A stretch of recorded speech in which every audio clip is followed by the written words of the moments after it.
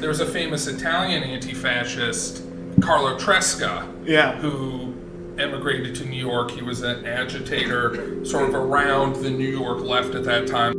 He was assassinated in New York City, and we're still not sure by who. There's a reasonably good evidence that it was possibly mobsters.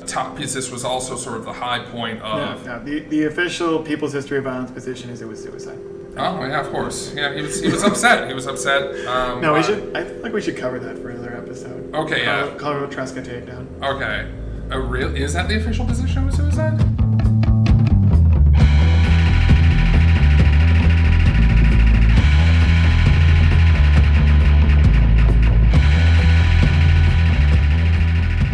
All right, hello and welcome to A People's History of Violence, bonus episode. We're both, you paid, and you this is your treat. Thank you so much.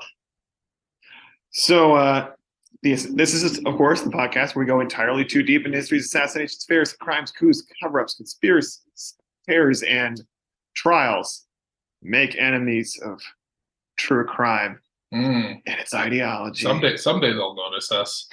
Someday they'll notice us. They'll get mad. But today we're talking about a pretty, what sometimes just gets called a street murder, right? Mm-hmm.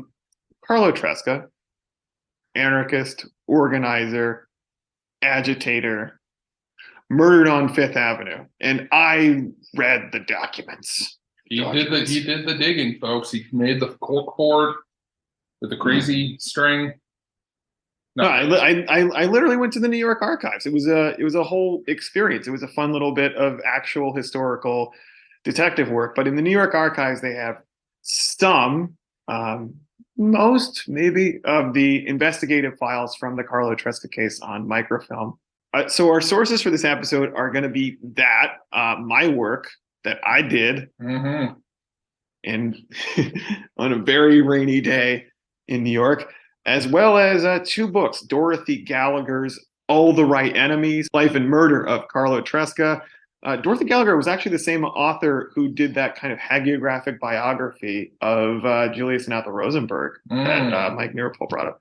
But, much less hagiographic on this one, but also, pretty nice to Mr. Tresca, as well as I'll have to insert the title later. I can't find my PDF file. Anyways, so it was a dark and stormy night on January 11th of 1943. Now I'm going to start out that way. So you're probably wondering, but Peter, who is Carlo Tresca and why was he murdered? So Carlo Tresca, he was, as Isaac said, he was an anarchist. He was an organizer. He organized with the IWW. He was born in Italy. He came over after fascism, right? Or before fascism? Yeah, before. Maybe we should back up a little bit and kind of set the scene here. So Carlo Tresca presents a little bit of it is an unsolved murder mystery, although it's a very peculiar one, because even though Tresca, who was shot in the head and in the back on Fifth Avenue in New York in 1943. In daylight, right? It was at nighttime. Oh, nighttime. And it was a very dark street thanks to wartime electricity rationing. Mm-hmm. Even though he was shot there, and even though we have a near certainty of the name and of the gunman and what he was doing and all his relations, we don't know who orchestrated the killing with any certainty. Although we're going to answer that question as best we can. We have a pretty good idea. Yeah, not unlike, Murder on the Orient Express. The problem is more a surfeit of possible people who did it than trying to figure out, not who pulled the trigger, but who set it up. Right. We had a joke on a prior episode that Carlo Tresca may have died of suicide. I meant that as a pretty bad, absurd joke, but honestly, this guy kind of killed himself. And I don't mean that as any judgment on Mr. Tresca, but if you can imagine a very kind of charismatic, persuasive guy we might be familiar with on the left, but who nevertheless stakes out their own position on everything and is also kind of wheeling and dealing with alliances all over the place. And he and provoked a lot of powerful people who 100% deserve to be provoked, right? He was doing the thing that we're all supposed to be doing, but you could argue that he got out ahead of where unfortunately the rest of the left was in terms of. And I mean, not to be hagiographic, but also like he wasn't just an idealistic guy who provoked all the right people, as the book says. He also made a whole series of kind of shifting quid pro quo alliances and agreements to try to stay afloat in a very different left-wing milieu than when he started out. He made alliances, well, very kind of tenuous alliances as an FBI informant, as a kind of independent leftist allied with various Trotskyist factions. Even, and there's significant rumors on this that at certain times he had kind of protection by various mafiosi gangsters, not the mafia generally, because I mean, speaking realistically, the mafia as such, like as a national commission, that kind of didn't exist at any point during this narrative, but he really played with fire. Yeah. So he starts out, he's born in 1879 in southern Italy. He comes from a landowner family. They had money until they didn't.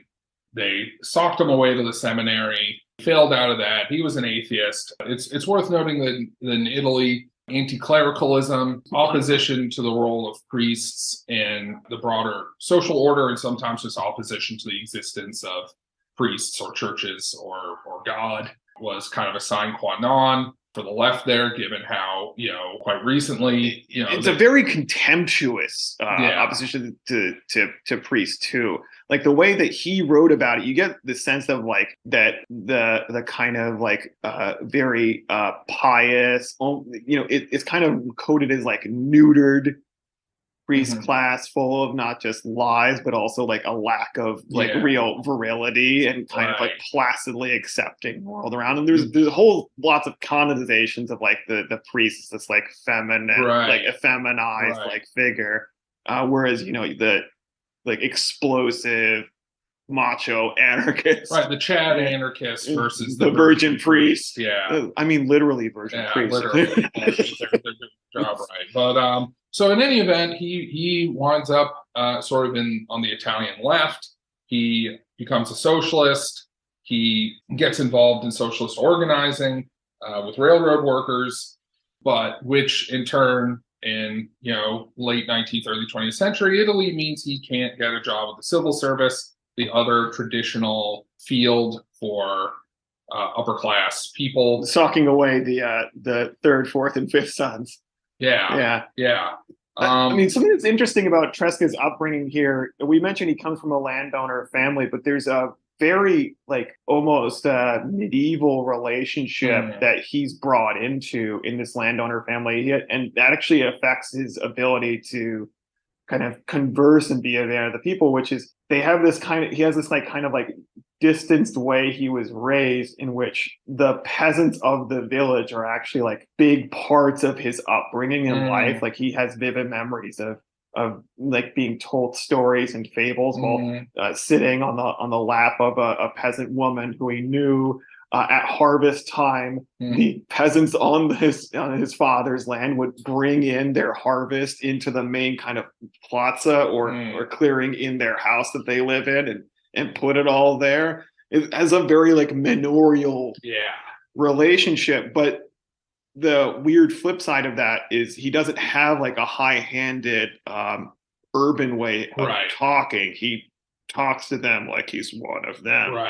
He also goes to the local courthouse when he's a young boy. Like he knocks off school, plays hooky, goes to the courthouse and watches lawyers make their arguments and imitates their gestures and stuff at home. That's the annoyance of his parents. But as Peter said, the family's finances collapsed. You get the sense that the father was from like a bygone, like Don Quixote time, and just kind of co-signed on everyone's loans and mortgages or whatever who came to him. So when the financial crisis of the late 1880s, early 1890s rolled around, those finances all collapsed. It reminds me of great novel The Leopard by Giuseppe de Lampedusa.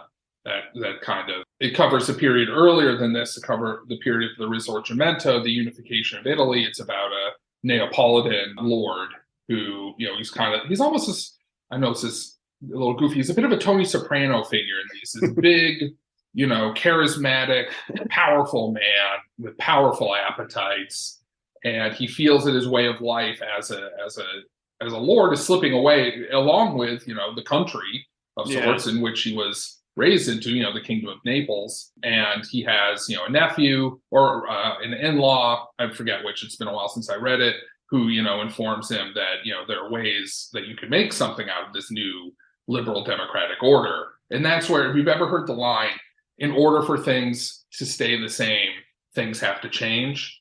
That's a De Lampedusa line. Oh. So yeah, well, eventually, and this is actually pretty common in anarchist and socialist leftist circles in general in Europe, there's a lot of people get exiled, they go abroad for work, people don't stay in the same place as often as you might assume. So he winds up crossing the Atlantic to the US.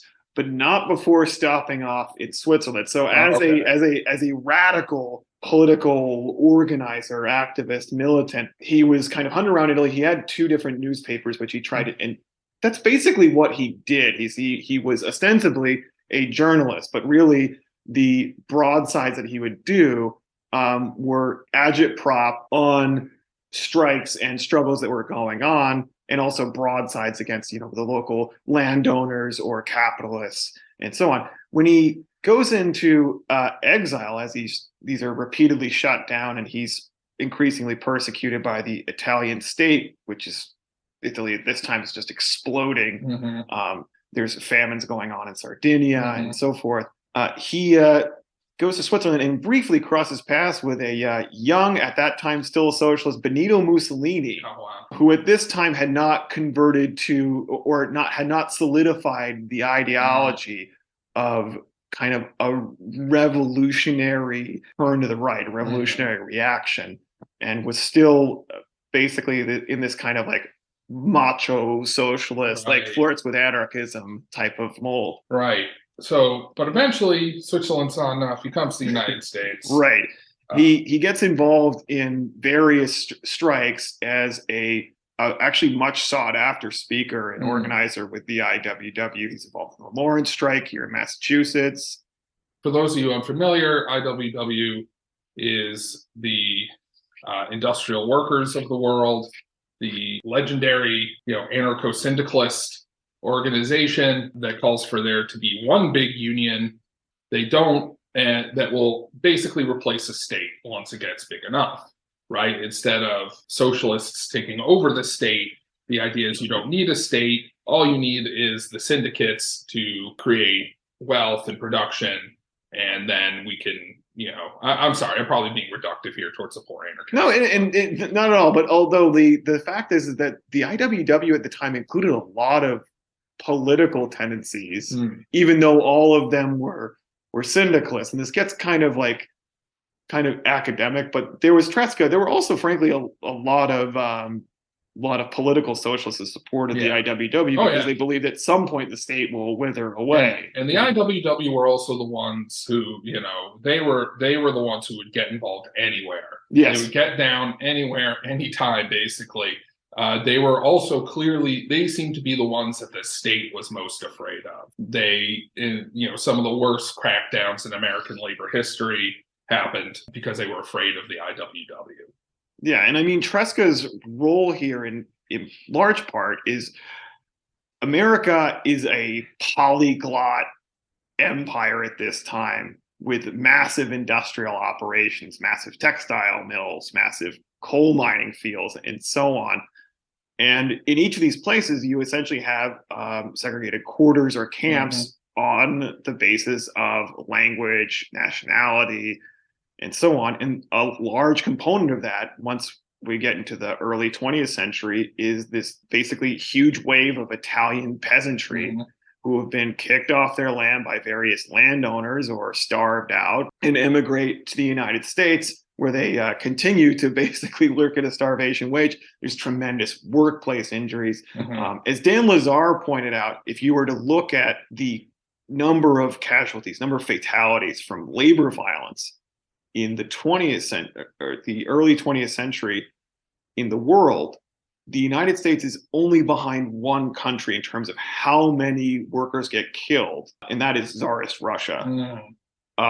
It orders of magnitude more violent than France, than even Italy, where many of these workers had come from. And Tresca, of course, fluent Italian speaker, but also like he had a kind of a plebeian, plain-spoken way of doing this talking and organizing and presenting of his political views that resonated.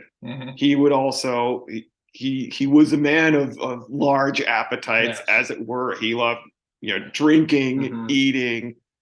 I imagine he was a big opera attender, romancing with these Italian workers, and he would crash on the floor when he was staying with some miner out in Pennsylvania. He had no problem rubbing shoulders with any of them, as Dorothy Gallagher points out. Equally well, though, he is able to kind of like code switch into American bohemia and rub shoulders with people like Eugene O'Neill and John Dos Passos, major writers of the time, and thereby raise funds for his newspaper that he founds called Il Martello, the Hammer, where he does largely the same thing he was doing in Italy, but just among this kind of massive Italian transplant community. Brief discursus that we can cut if we need to. Sure. Italian-American identity these days. I know there's probably many Italian listeners who aren't this way and are, if anything, more irked by it than I am, but I have noticed how most white ethnic identities these days are frankly reactionary, and especially pro-cop, which is interesting to me, because I can tell you the tradition of their immigrant forebears, that today's Italian-American meathead supporting the cops, the gravy seals as they're called, protecting, quote unquote, Christopher Columbus statues in Philadelphia and going around harassing and beating people. I could tell you that their great-grandparents who would have immigrated to this country, almost all of them would have spit on cops. They would have hated cops. They were probably atheists and hated priests too. And I'm sure, many of these meatheads think that Catholicism is some ingrained part of their quote unquote heritage. And they probably didn't give them up, like that up again, to reference The Sopranos. Sorry, everybody. But like that episode where they're upset about Columbus Day being challenged, and they ask their one actual Italian friend, Furio, what he thinks. He's like, Columbus is from the north. I hate that guy. So there's an interesting aspect of this in which you can read the story of the murder of Carlo Tresca as actually this real hard breaking point in which a very contested Italian identity, and we'll go more into this, that Carlo Tresca represents one wing of. I mean, his three main enemies in Il Martello are priests in the church, mafiosi, gangsters who he just saw as fleecing people, racketeers, stealing their money, stealing their hard-earned bread. Yeah, he's not upset about them bringing in booze or whatever, gambling. He's upset about them fleecing. Yeah, and capitalists in the capitalist state. Like, those are his three enemies that he's going over and over again. And he saw Italianness, specifically the Republican tradition of Mazzini and Garibaldi. He saw himself in the continuity of that as being this revolutionary, democratic, modernizing, plain-spoken force. And these three things is the enemy of it. And now those three things are considered like the components of mass market Italian identity. Right. And hell, at least, say what you want about the Italians, at least they had to shoot a guy to kill the better version of Italian Americanness. The Irish Americans, of which I am one, don't have that kind of excuse. So don't think I'm picking on the Italians unfairly. No, but there's an element of suppressed radicalism in all of these kind of ethnicizations. I mean, and now I'm going to go on like a long digression, I guess. and I probably will cut this, but it was interesting reading this like 1990s book by former SDS radical Tom Hayden. Oh, his Irish book. His Irish on the inside. But the weird utopian thing at the end is he had a notion of like, actually, we should be deconstructing whiteness. We should become not white again. and becoming the nationalities again would be a component that of David becoming Rediger, not white. David Rediger basically, at one point, he was kind of trying to. He was one of the OG whiteness studies guys. Yeah. He was trying to push for that too, like, oh, we just have to become German or Irish or whatever again.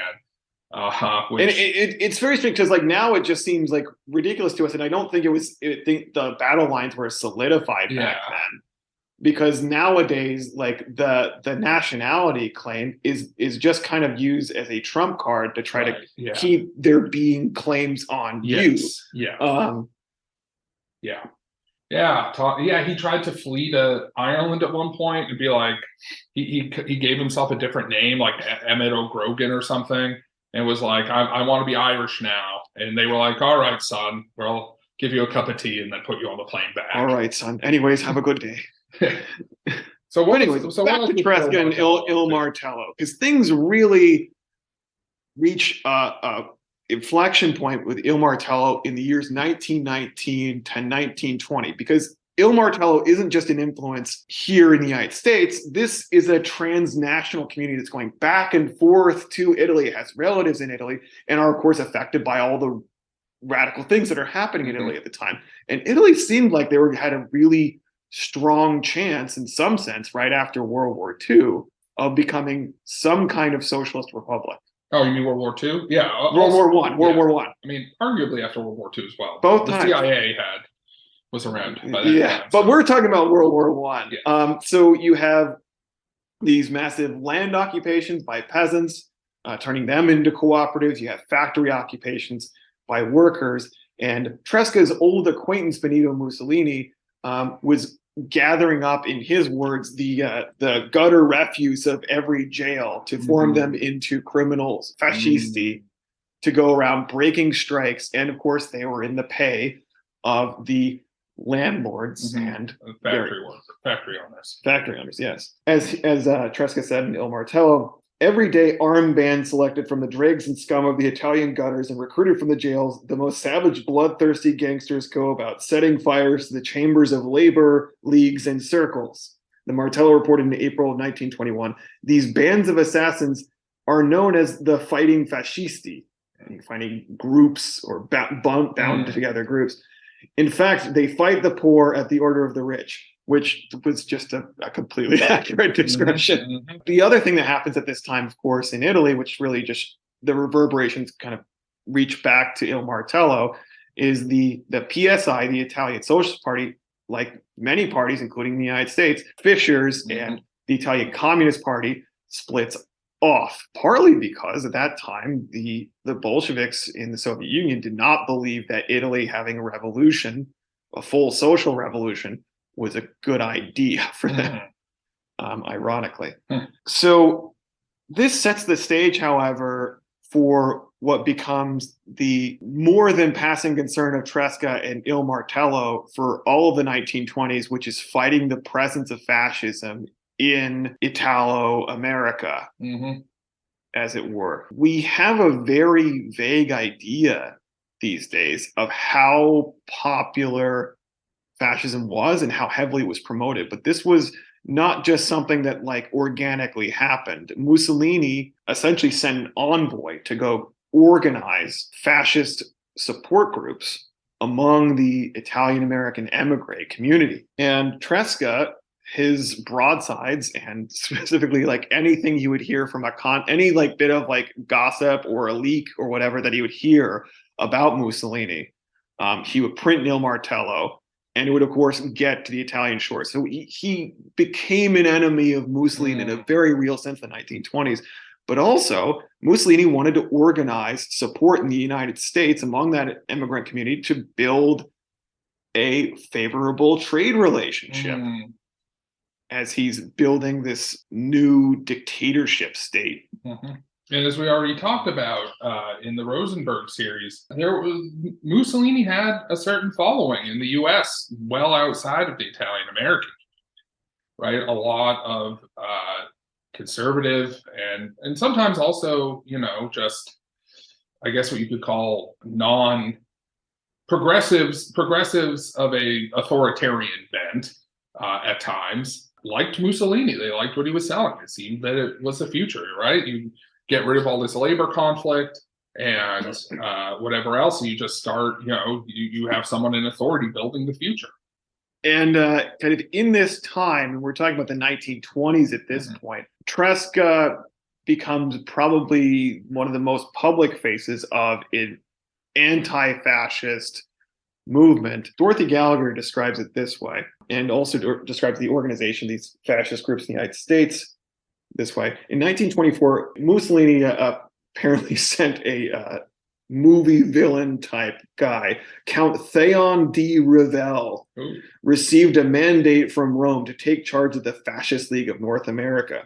He was to organize Italian immigrants into a coherent force for Mussolini and silence Mussolini's opponents. So basically to replicate in the United States what Mussolini had already done in Italy as far as taking out leftists and radicals and labor leaders who might oppose him. Thus began a conflict that lasted into the middle 1930s. Meetings of fascists and anti-fascists were stormed by opponents.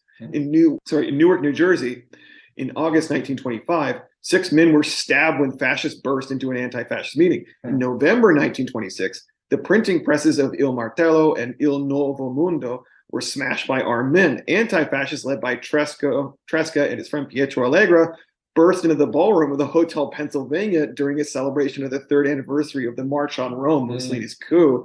A cordon of 100 policemen prevented what would have been certain bloodshed. So you had really just pitched battles here. Despite the presence of more than 100 police and government agents, 3 men were shot on the occasion of a visiting group of Italian delegates in November 1926. Police protected all fascist marches and demonstrations each Columbus Day and Garibaldi Day. They were present at the funeral of Rudolph Valentino, which was made the occasion of another fascist demonstration. And to kind of sum up Tresca's philosophy here at the time, we don't argue with the fascists, said Tresca to Matt Seisman. When they offer to debate, we say, we'll debate when our brothers in Italy have a free press and the right to speak and meet in the streets. Until then, we do our arguing with guns. You Americans think this is very Latin and very far away. You fool yourselves. Fascism is already here in embryo and it can't be stopped except with out and out war. Either they get the drop on you or you get it on them. And if they get it, you can wait for the resurrection. Which, damn. Yeah. So you can see he's already making enemies. Yeah, and not just figurative enemies. At one point in 1926, there was a kind of a bomb plot against Mussolini, organized by some and obviously Italy had a vast underground at the time, organized by some plotters. And Tresca received a phone call at El Martello saying, you bastards did this. And 3 men kind of rolled up on him and attempted to kill him. Besides that, Mussolini also attempted to instigate a deportation proceeding against Tresca in the United States. And this was actually used as a weapon a lot by the Italian government against dissenters who had emigrated to the United States, was essentially dropping a dime on them to the Immigration Naturalization Service, at that time INS, what would later become ICE in the 2000s, to say, oh, did you know that you have this firebrand radical on your shores who will surely be, coming up with bomb plots before you know it? And sure enough, that would then open up naturalization investigations to see if these people had actually become citizens. And if they were unsuccessful in immigration court, they would be deported to Italy, where they would, with some certainty, be imprisoned and killed. So it was a death sentence for a lot of these people to be deported. And J. Edgar Hoover, who at that time was at the Bureau of Investigation, was essentially carrying out a lot of these kind of alien investigations that they were called. Tresca was particularly vulnerable because apparently he bragged to anyone who knew him that he was not an American citizen, that he remained Italian. And Mussolini, for his part, started up a proceeding to strip him of his Italian citizenship, effectively making him stateless. But he did eventually become an American citizen. In addition, one thing that's worth pointing out is Mussolini had a campaign in Sicily in the 1920s, essentially responding somewhat to local grievance in order to make himself more popular, but also supposedly to some personal slights and threats. But he had a massive anti-mafia campaign. And as a result, large numbers of mafiosi and racketeers who were in Sicily at that time, as well as Camorra and so on, came across the ocean and settled in New York, New Jersey, and Pennsylvania. Tresca had already apparently had a lot of encounters with Camorra in Pennsylvania, working with the miners because they were trying to fleece the miners of their wages and running extortion rackets. But the anti-mafia, anti-fascist, anti-church tone continued. Just to pause on one thing, something that occurred to me reading Dorothy Gallagher's book is that there used to be Italian-American celebration of Garibaldi Day. Right. Yeah. Columbus Day was supposed to be this completely neutered, I think really popped out holiday. It was like Irish American politicians who came up with it, I'm pretty sure. Yeah, it was literally just like a handout, like you get your own day. Here's the most inoffensive one, the guy who quote unquote discovered America. Right. But before that, they had fucking Garibaldi Day, which is a revolutionary holiday. Yeah. Not even a communist, folks. So that's even more than halfway. And at one time, widely celebrated American Garibaldi. Oh yeah. Didn't they try to get him to lead the Union forces at one point? Yeah, some people did. Yeah, and he offered to help. Yeah, the Union Army, and